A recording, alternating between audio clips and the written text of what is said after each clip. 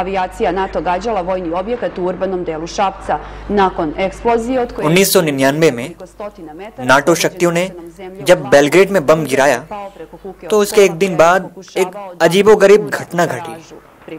वहां के एक स्थानीय चिड़ियाघर में प्रिंस नाम के रॉयल बंगाल टाइगर ने अपने ही पैरों को खाना शुरू कर दिया।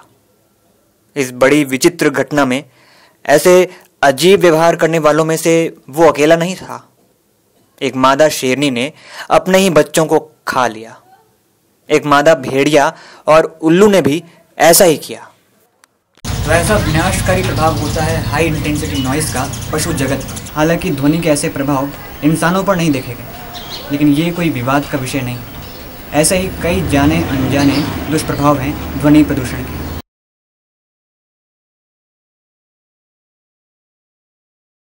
क्या होता है, इंटरप्रिटेशंस होते हैं। तो आपका क्या होता है कि आपने वैसे हम देखा जाए तो एनवायरमेंटल प्रोटेक्शन एक्ट 1986 है, वो बेसिकली जितना भी पोल्यूशन होता है, आपका air pollution, noise pollution, water pollution, हर पोल्यूशन को कवर कर लेता है। तो उसका जो सेक्शन 3 है वो ये बोलता है कि सेंट्रल गवर्नमेंट के पास पावर होती है कि जब उन्हें लगे कि कहीं पोल्यूशन हो रहा है तो वो उस हिसाब से अपने तरीके से उसमें कोई भी चेंजेस कर सकते हैं।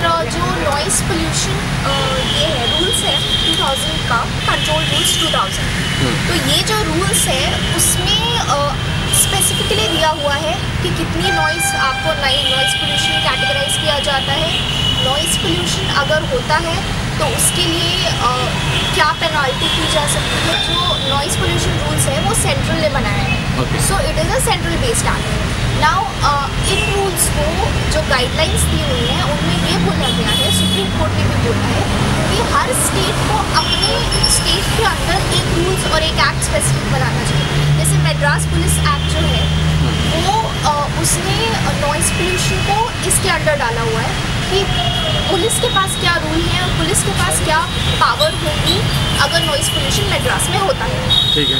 सो उस तरीके से जो जब हम छत्तीसगढ़ की बात करते हैं तो छत्तीसगढ़ ने उसको बेसिकली आपको एयर पोल्यूशन एक्ट के अंडर उसको मान लिया है। आदिवाड़ी चौक में बहुत ध्वनि प्रदूषण है क्या? आदिवाड़ी चौक पे बहुत ध्वनि प्रदूषण है।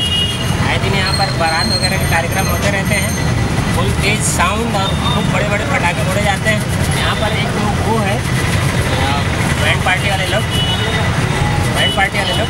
बहुत सारे जो होते हैं ना लाउड स्पीकर, ज़्यादा से ज़्यादा हो सके बांध के ले जाते हैं। मेरे ख्याल से इस टाइप के ऑर्गेनाइजेशन पे ना बैन लगना चाहिए। यहाँ तो ऐसा है, आज मोहल्ला में जिस तरीक़ा से लोग शादी ब्याह में निकलते हैं, बाजा गाजा का व्यवस्था ऐसा रहता है, पूरा रोड जाम हो जाता है, जिसमें से एक दो नहीं सैकड़ों की संख्या में लोग नाचते गाते निकलते हैं और बाजा ऐसा तेज़ बजता है जो आदमी को बैठना उठना मुश्किल हो जाता है। रास्ता इस कदर जाम हो जाता है, परेशानी हो जाती है बहुत। न्यूसेंस होता है मतलब आपकी ऐसी कोई भी हरकत जो मुझे परेशान करती हो, और आपकी हरकत मैं प्राइवेट न्यूसेंस की बात नहीं कर रही हूँ, मैं पब्लिक न्यूसेंस की बात कर रही हूँ। वो सिर्फ मुझे नहीं परेशान करिए, आपको भी परेशान करिए, उनको भी परेशान करिए, 4 लोगों को परेशान करिए। अगर आप कॉलोनी में एक लाउड स्पीकर लगाते हैं तो पूरी कॉलोनी के घरों को परेशान करती है, वो एक पब्लिक न्यूसेंस हो जाता है। तो इसलिए सेक्शन 290 जो IPC का है वो उसे क्रिमिनल ऑफेंस बना देता है। तो जब आप पब्लिक न्यूसेंस कर रहे हैं तो आपको क्रिमिनली लायबल किया जा सकता है। जैसे कि आप एनवायरमेंटल प्रोटेक्शन एक्ट लेंगे या एयर पोल्यूशन एक्ट लेंगे, ये सारे सिविल लायबिलिटी हो जाते हैं। सिविल लायबिलिटी में ऑब्वियसली आपकी पनिशमेंट जो होते हैं वो डिफरेंट हो जाते हैं। आप क्रिमिनल लायबिलिटी जब लेते हैं तो उनके पनिशमेंट होते हैं वो ज़्यादा हार्श होते हैं, ज़्यादा स्ट्रॉन्ग होते हैं। सर ये सब चीज़ें तभी दिखती है जब किसी घर की शादी हो और 10 बजे के बाद बज रहा हुआ है, तब वहाँ बंद कराने वो जा सकते हैं, लेकिन किसी मोहल्ले के लाउड स्पीकर को बंद कराने वो नहीं जाते। मोनोपोली है, कहने में गलत नहीं है।